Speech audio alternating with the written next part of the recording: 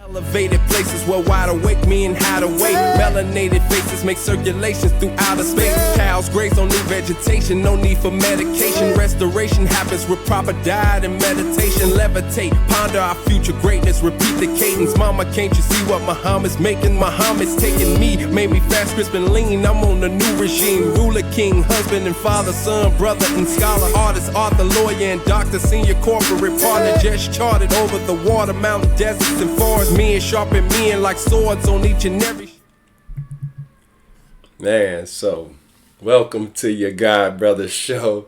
Once again, we're back and we're gonna do it better than ever this time around. I'd like to thank all of you who tune in and show your support by leaving your valuable input and insight in the comment section, by giving me the greetings. I definitely appreciate that. Your participation in this endeavor is valued, needed, wanted, and appreciated. So once again, thank you all.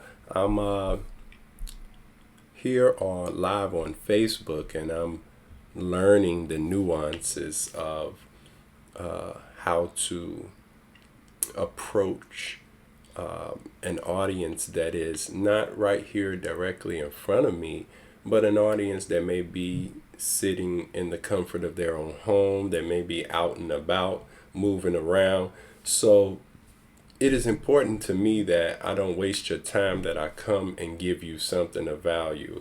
But like I say, your engagement, your insight, your input, I take that with me. And some of the things that you share with me, I'm able to go back, study, look into, check out. I was looking recently I was looking at the dietary law that we have in the Nation of Islam, in the book How to Eat to Live, and I saw that I focused on the value of water. This is something that you and I should drink more than any other beverage that we partake in, because we are made up of mostly that. So if you have not gotten the book How to Eat to Live, you ought to get that book. If you are not reading that book and you do have it, you ought to pick it back up, check out what you may have lost insight or lost sight of for a short time. But we want to be in accord with the dietary law of the Most Honorable Elijah Muhammad, because in it is benefits for us in a time like this, where food scarcity may be coming about, and also what I just learned, water scarcity. So I want to share with you all something that I just found out by my wife, is that there is water scarcity fears in certain areas of the country. This is an article about California's water scarcity fears, and them putting water on the stock market.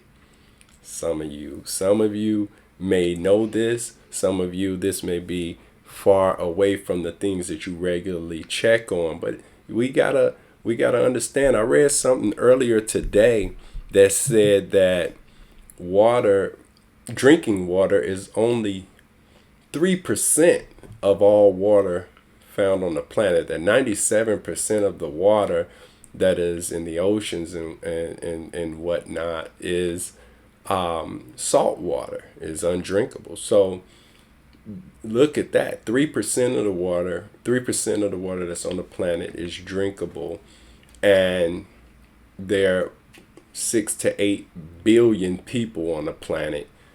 Water could become an issue, especially if out of the 3%, they're contaminating most of it.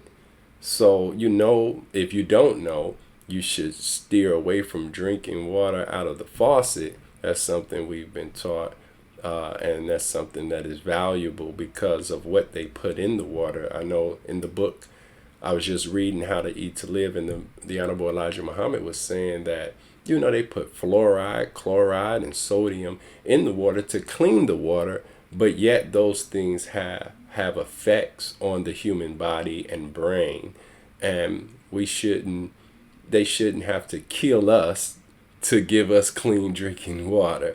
There has to be better ways to purify the water. So if you can get you some purified water, some bottled water, some I'm not gonna tell you what brands to get, but you should look into certain water that is pure, that is clean to drink. I said earlier today that the first thing you should do before you partake in any food or any other kind of beverage is drink some water, especially when you get up in the morning. The body is dependent on water. The brain is dependent on water, and majority of the body is water. Majority of the earth is water. Those of you who may not know, but there is 139,685,000 square miles of water on the planet, in comparison to only 57,255,000 square miles of water of land on the planet. So majority of the planet is water. We are in a big ball of water, to be honest with you, that weighs 6 sextillion tons. This is a big, giant ball of water, but water is in all life. It's the essence of all life. So we need to value water. Water more than gold. I see Sister Yavanka, the Queen, says boil your water as well. And you are absolutely right, sis, Queen, woman of mine. Yes, you can boil your water as well to purify it. So this is what we are taught, man. We're trying to survive this thing the best way we can, and the teachings of the Most Honorable Elijah Muhammad provide us with a path to do that. So I'm bringing up articles and things that I found so that it may help you to get through the challenges that we face in life a little easier. So from this point, I just want to share with you what we have today in the Final Call newspaper. You definitely want to see this. Let me see here. Pull that up. Boom. Big pharma, big money, big fears. Concerns about so-called vaccine cures driven by profits. Too little proven research on safety. Little talk of side effects and no data on long-term impact justify vows to reject COVID-19 vaccines, says critics. So I don't know if you're one of those, but come on now. Let's be real.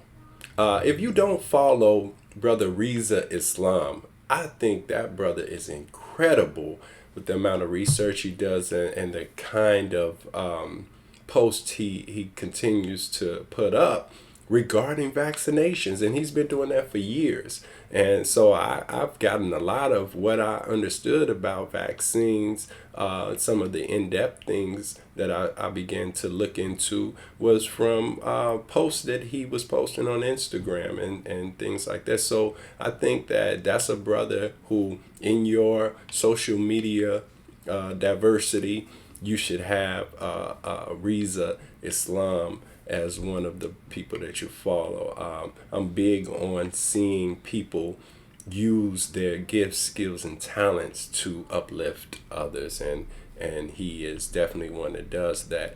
However, I'm looking at that Final Call cover, and I'm thinking about this vaccination that they're rushing. In fact, in Europe, in England, in the UK, they are already giving it out. They're already injecting people. I heard that a 90-year-old was like the first non-trial participant. Get this. I mean, you have to understand this. This is, we've only been through this piece for the last 8-9 months, and we're dealing with this pandemic, and to have a vaccine in that short a time, it's no way that they could discover whether or not this vaccine is good for the long term. Long term, meaning months from now, years from now. Vaccines usually take several years before they're approved and administered to the public. These vaccines are out of nowhere. Everybody got a vaccine now. And how many human beings will be guinea pigs to find out whether or not the vaccine is truly effective and effective for the long term? It's people. I was looking at articles today in dealing with this pandemic, and I really want to focus on not just the vaccination, not just the virus itself, but this angle, the hospitalizations. Let's go to an article dealing with that.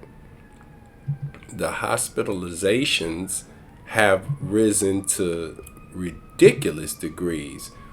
U.S. hits record number of COVID-19 hospitalizations.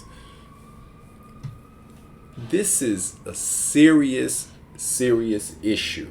If you did not take it serious because you don't know anyone that has passed, anyone that has COVID, and you don't think it's something that we should be this concerned about, I think you need to look at this. You need to look at the hospitalizations. You need to understand that if the hospitalizations for COVID continue to rise to record highs across the nation, then all other reasons to go to the hospital begin to put the kind of pressure on the medical or the health care workers in the health field that will most likely lead to more deaths in other areas because hospitals are too filled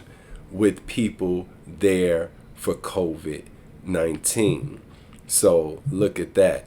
As hospitals start to max out, medical workers beg officials for new COVID-19 mandates. Like, it gotta be something that could be done, because how do you have any compassion for the people who have to go to work every day in these hospitals, and there is more people coming for this virus over and over again, to the point where they got them in hallways, and they got them more to a room than really is safe. And what happens when the nurses and the doctors get COVID? If they got to take days off, if they got to come away from the hospital, it's not like you can just replace them. So we're dealing with a real serious issue as the COVID cases rise in this country. And of course, that's making them to justify pushing the vaccine as soon as possible. But then the other end of that is, well, if it don't work, what are the side effects? What does it cause? And that's serious. We heard Brother Minister Ishmael speak Sunday about, the Honorable Elijah Muhammad instructing his followers not to take the polio vaccination back in the 60s. And the reason being is because ultimately it was shown to cause cancer. So I would hope that many of you are aware that vaccinations have their, I want to find a good word, but vaccinations, you should be cautious. You should be concerned. You should have questions. You should not just accept what is being told to you by those who have shown you through centuries of history with you that they will absolutely use you like they did our brothers decades ago with Tuskegee, like they did with the Native American, with the smallpox. These people will do that to us. They will experiment on us and have done so. So being cautious and being concerned is only wise. It's not being foolish. It's not being a conspiracy theorist. No, no, no. It's using wisdom. And I suggest we use wisdom today in regards to how we approach coming out of this pandemic. I spoke yesterday about storing food, and that's something that I must repeat. We have to have food in our homes to last us through a situation wherein the stores are shut down, or now that we are in the winter months wherein we can't get out of our homes because of snow or what have you. And if COVID is raging during the winter times, then a lot of city workers may be at home quarantining, and so the streets may not be cleaned up in a timely manner. The garbage may not be picked up in a timely manner. But what do we do in those situations? I don't see a lot of us talking about that on my timelines, at least. I see a lot of jokes. It's good to have fun, but it's a serious time. There's some serious matters, and I couldn't get before you and just entertain you and just hop around and act like, oh, it's all good as long as you can laugh, then it's great. No, I say, well, laugh. Get your laughs on. Enjoy your time, enjoy your days, but also be mindful. Be mindful that, man, we don't know the very people that are in authority over us. They don't know. The scientists and doctors, they don't know. So you have and I have an obligation to be thinking, to be looking and finding and researching as much as we can, because everyone could be a victim in this regard. And when you're dealing with a pandemic, a global pandemic, there's no big I or little you when it comes to a virus. So just giving you those things, like, man, our mindset has to change. Our mindset, I have to challenge you, or else I wouldn't be your God, brother. That's what a brother does, man. He looks at us while we all kicking it and having a good time, and he say, hey, look, man, we got to be careful because such and such is going on. And I thank God for those people in my life as I was coming up, because there's no way I would have made it if I didn't have people like that, man. And just as a moment of reflection, I remember being about 14 years old, and I was out in the neighborhood, and I had already began doing more adult stuff than a 14-year-old should have been doing. And I remember I was walking with a crew of my older friends, and a brother, an elder in the community, saw me, and he called me to him to his porch. And it was the first time that though I seen him a lot and maybe even spoke to him, but he had never called me to speak to me directly. I thought I was a little too small on the totem pole to be speaking to somebody like this. But this man called me to his porch, and he asked me, what are you doing? And I said, man, I'm doing what everybody else is doing. I'm like, man, you single me out. We all on the same thing. And he said to me, and this is just me being honest, he said, but you're not like them. And I didn't accept that, of course. I rejected that quickly, threw that right out, and I don't have to get into the rest of that conversation, but ultimately I went back to doing what I was doing with everyone else. And years later, when I found myself sitting in Mosque Mariam, hearing the word of God from a man that I knew something's different about him, and I got up and I went to shake his hand, and when I got near, I was one of the last people to shake his hand, and it was so many of us that people were coming out of Muhammad University, people were coming from upstairs, from downstairs, that line was long, but he shook everybody's hand. And when I got close to him, I said a little prayer to myself.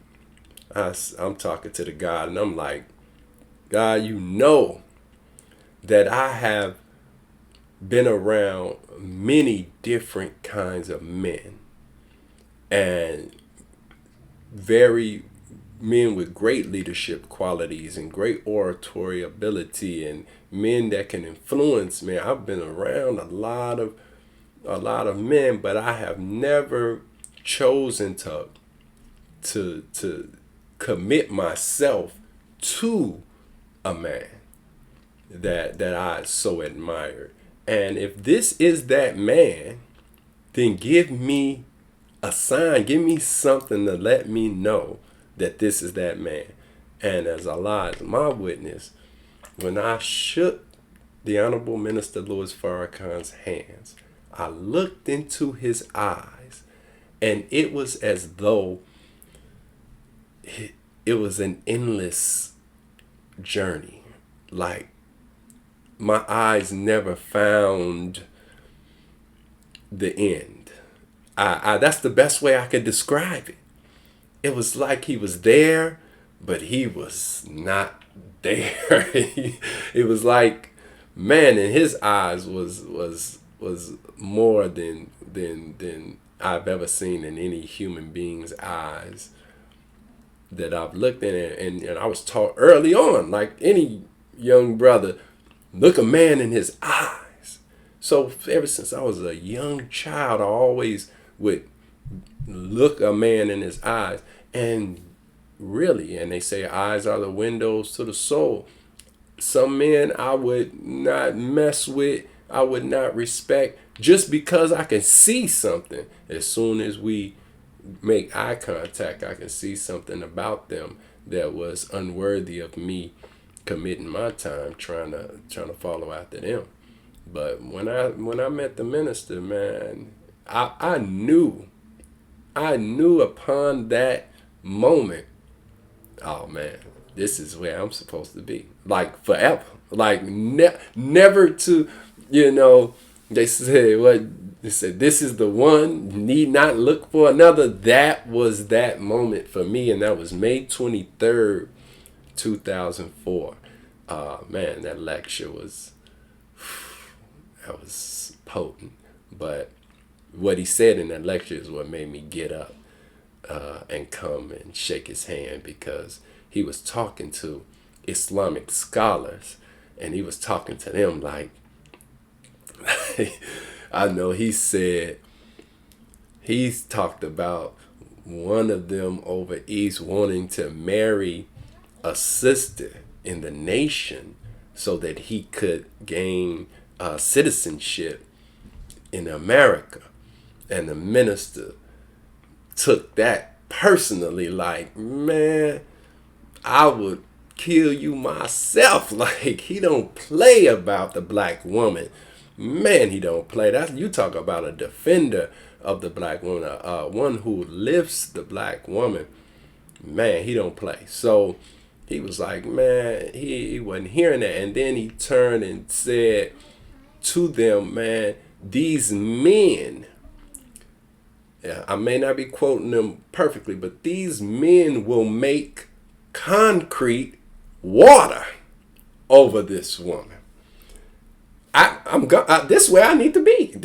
If these men will make concrete water. Now, I'm a rapper. Now, imagine that. I'm 24-year-old at that time, rapper. I love wordplay. I love that kind of thing, but I ain't never heard nobody describe what a man will do to you if you disrespected his woman as turning concrete to water. My goodness. So once I heard something like that, them the kind of men I want to be around. Them the kind of brothers I want to be with. And sure enough, after making that decision, man, my life was changed for the better every day since then. And I now understand, now having a wife and a daughter, knowing that, yeah, it gets real when it comes to us striving to be protectors over our women. And really, that's something that we encourage and we share with the brothers as we go out and soldier in the streets.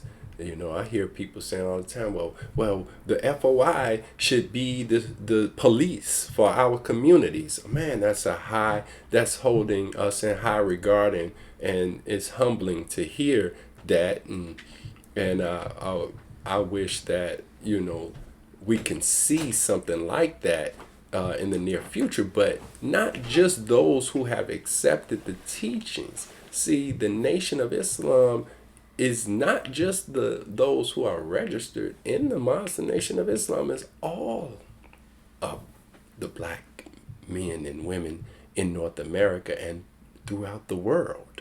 So every man needs to be the police of his community. You see what I'm saying? Like, that's what I love about what we have. It's not like, oh, it's only on us. Though those of us who have accepted, we have to take responsibility, because to whom much is given, much is required. But then I'm to also go share what I've learned with my brother in the community, so that he then can stand up and we can stand side by side. And if all the men and boys are in the community policing the community, then who could do anything in our community and get away with it, including the rogue police? You know, there are some communities that police can't even go in. The men in that community say, "What you doing over here?" No, we got this. You know, in our community, we tucked away. You know, like the tail on a cowardly dog. You know, we tucked away, and we gotta come outside, and we gotta communicate with our neighbors, and we gotta communicate with each other, and we gotta put each other to task about being responsible in the community. And you could do that without being aggressive. You could do that with love. You can do that with love. Hey, brother, y'all warriors. That's how, yeah, you know, God. Man, you call a young brother out in the street God, you can't give him a higher position. So they immediately, you'll see them prop up and, yeah, I'm that. And then you start giving them the responsibility of God. God, we have to protect our women and children. God, we have to protect our communities. God, we have to build in our community and not destroy one another. God, and God's, because it is the nature of the black man and woman, God's understand God's. So Yeah, you'll see them. Yeah. But I gotta make some money.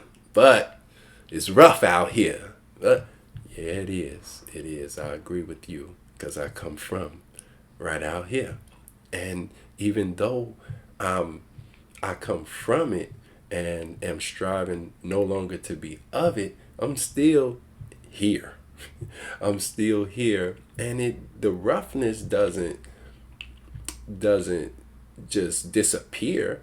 We gotta struggle against our weaknesses and struggle against the plots of our enemies. Struggle against a system that is designed to deprive us of freedom, justice, and equality. We gotta struggle against those things. So the struggle is real, but it's nothing like struggling against those things with other strugglers, with other brothers and sisters who are struggling like you're struggling to overcome our difficulties. So, man, I really didn't know all of that was gonna come out in this dialogue, but it's necessary that I share those things because I have to bear witness what Islam has done for me. I mean, I would be remiss in my duties by you if I was to offer you peace and did not offer you that which has blessed me with an amount of peace that without it I would not experience. So, yeah, I say assalamu alaikum. I say peace be unto you. I say peace, God. And those things, I really mean that. I really mean that I want that for you in your life. And in order for you to have that, I know that you have to have the truth. Because without truth, how can you handle that which is opposed to peace? One of the things I learned in the Nation of Islam was that confusion, that is the absence of peace, and God is not the author of confusion, but he is the author of peace. So I'm not trying to have you confused when we have a dialogue. I don't, it's no way I'm going to engage you or communicate with you and leave you baffled and think that I've accomplished something. No, can I get bean soupy? I mean, that's the term we use when we're talking about going places that high up and sometimes unnecessarily so. So we'll call it bean souping. And can I go there? Of course I can. But when I read the words of the Honorable Elijah Muhammad, he makes it so simple. When I listen to the lectures by the Honorable Minister Louis Farrakhan, he makes it so simple where even a fool can understand it. So why am I to take the wisdom and go out into space with it and come talk to you about, that which I have very little foundation to communicate with you on, or you have none whatsoever to communicate back with me on. So I would rather talk to you about water, drinking water. I know you got your Pepsi and your Coke and you might have that knee-high orange or grape. You might have I got people who drink the Simply Orange juice, and those who may still be drinking the Sunny D. Yeah, those of you who got Kool-Aid in your refrigerator, and all manner of beverage, but none is better than water. And you couldn't argue with me with that. You wouldn't if you had any sense. So I'd rather keep the conversation like that. If I met a brother in the street, I joke with him a little bit, like, man, when you drinking water, brother? you'll see a lot of brothers respond maybe in a way that you wouldn't expect. Like, man, you reminded them that, man, they haven't drank any water. Got out the bed, rolled and smoked the blunt and started snacking and eating all crazy and out here in the streets. What kind of day is this person gonna produce? So he comes across a fruit of Islam, and the brothers is all up and high spirited and communicates with him, and he's drawn to that high spirit. He's drawn to how high the brothers are, and he's attracted to it. And then when you get his ear, you say, man, you need to make sure you drink some water, brother. You should be drinking water, and you'll be surprised. And tell him, man, none of that faucet water. You know what I'm saying? Oh, man, come step in the store and let me buy you a bottle of water, brother. You'd be surprised. I mean, brother, man, thank you, bro. Thank you. So those are just some points that I thought were important. We're dealing with a lot right now, being in a time like there was no time since there was a time and a nation.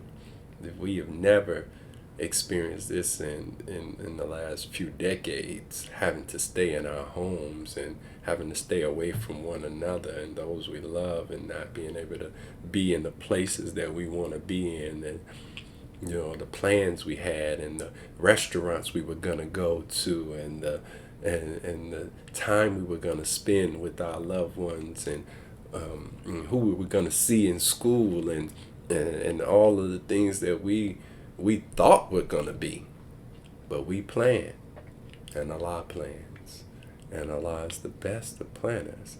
And sure enough, a lot of us said, well, this is the enemy's doing. He's the one that caused this virus, in Wuhan, and this is off, as the minister say, Fort Detrick in Maryland. But no. Then the minister teaches us, no, this is from God. This is a pestilence from heaven, because we have been a pestilence on this planet, and that'll sit you down if you are one who minds wisdom, one who minds revelation, one who sees divinity in the servant of God. Then you sit down and whoa, this from God. This from God. And that's why the scientists cannot solve it, because they didn't make it. Oh my God. And it mutates and it goes into a different form of itself, and oh my God, and now we in another wave of it, and another wave, and what does the enemy do? The enemy seizes the situation for his agenda. Vaccinations. This is an opportunity. So Bill Gates comes out of nowhere.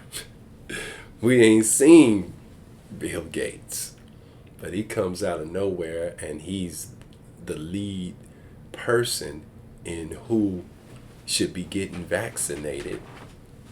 And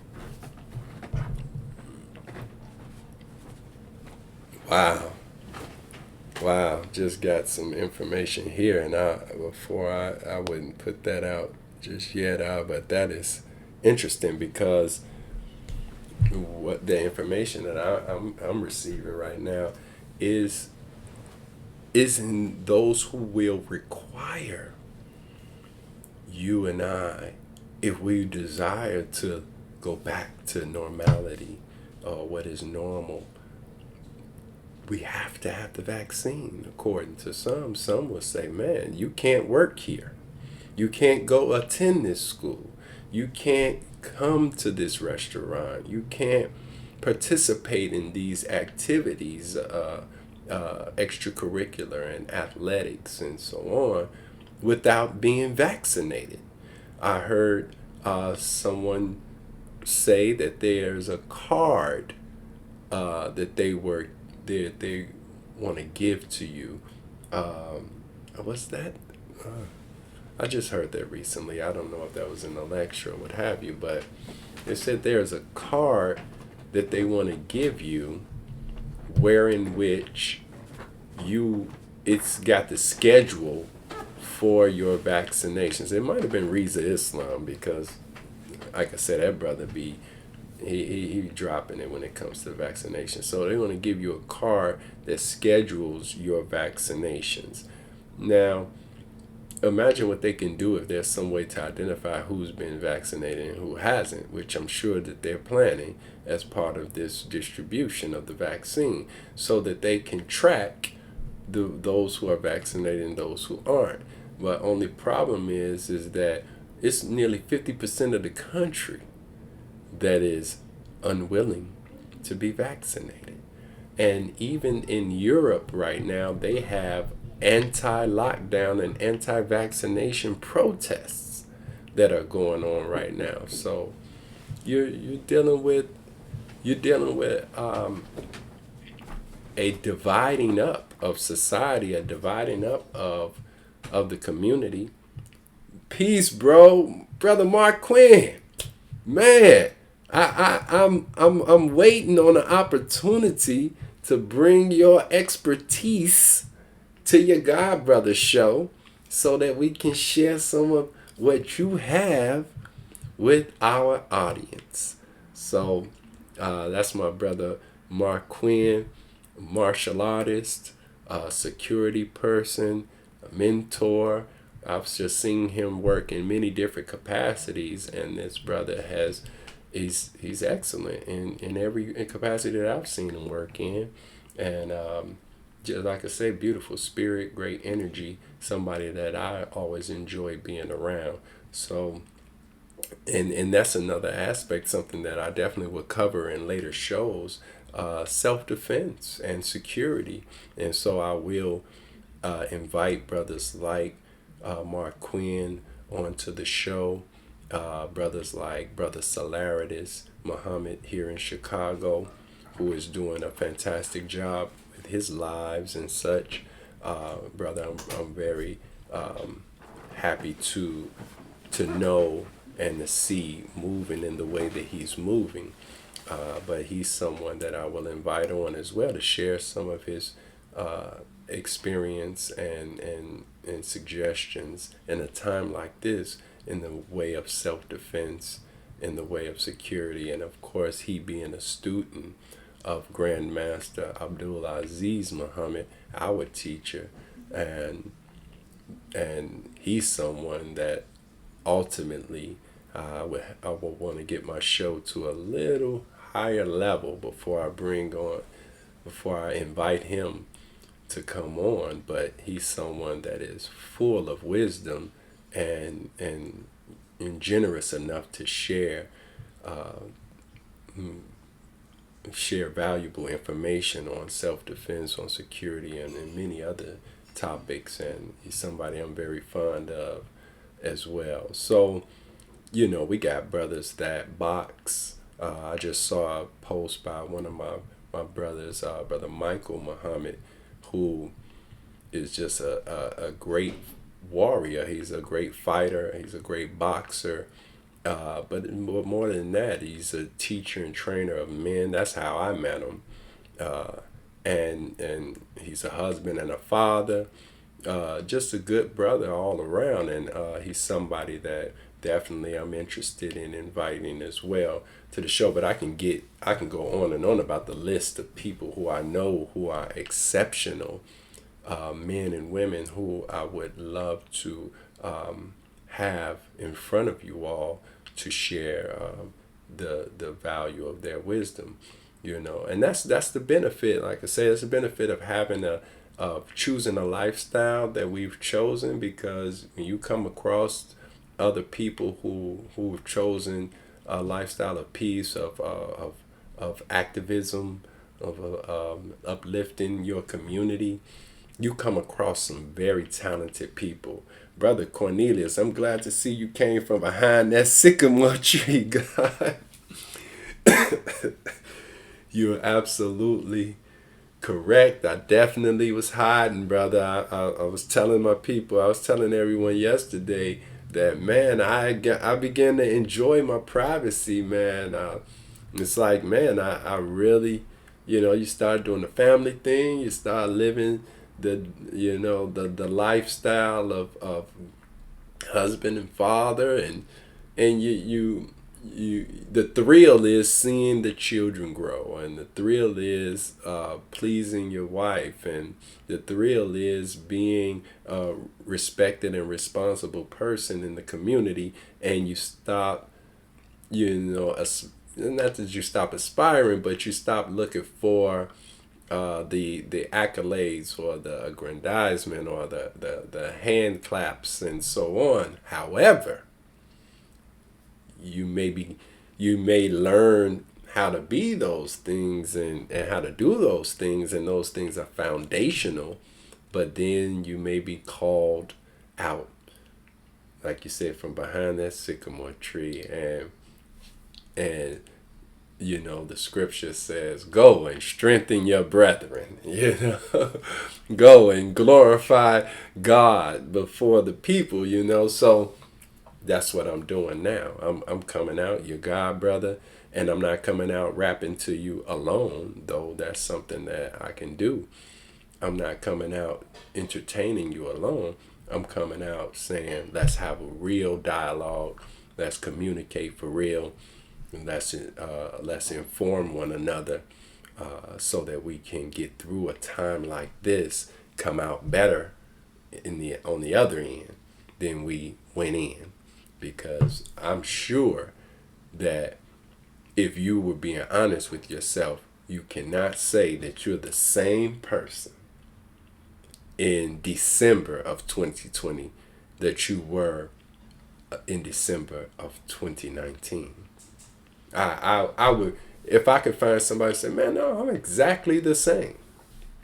Man, that's somebody I would be interested in having a dialogue with, if they can really back that up with wisdom.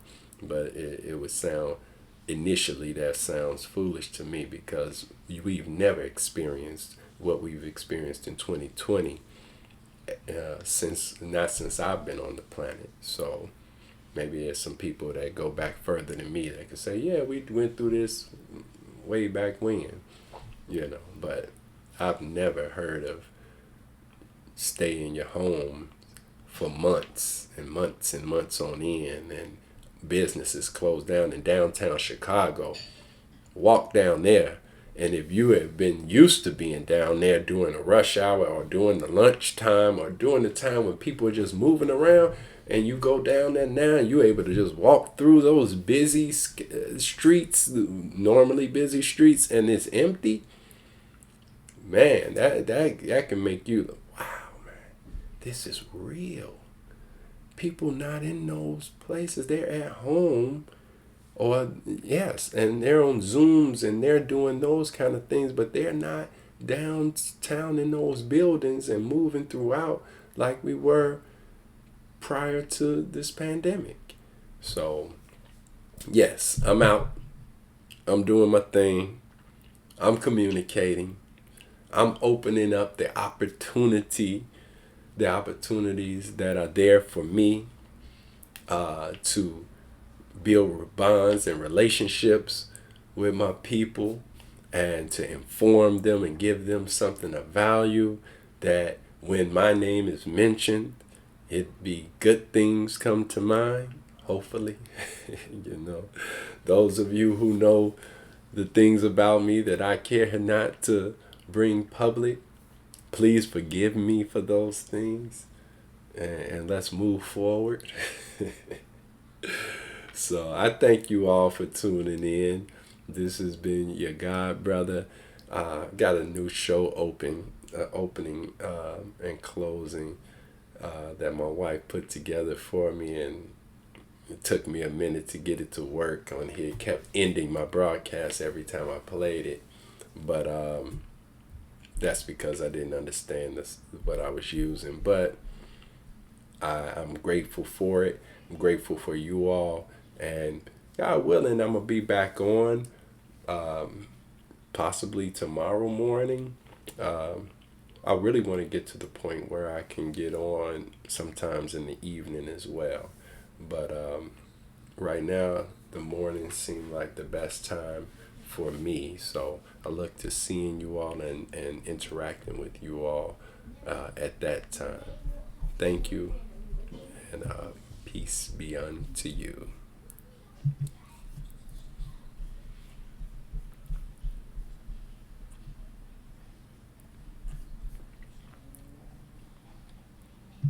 Elevated places where wide awake me and hide away. Melanated faces make circulations through outer space. Cows graze on new vegetation, no need for medication. Restoration happens with proper diet and meditation. Levitate, ponder our future greatness, repeat the cadence. Mama, can't you see what Muhammad's making? Muhammad's taking me, made me fast, crisp and lean. I'm on the new regime. Ruler, king, husband and father, son, brother and scholar, artist, author, lawyer and doctor, senior corporate partner. Just charted over the water, mountain, deserts and forests. Me and sharpen men like swords on each and every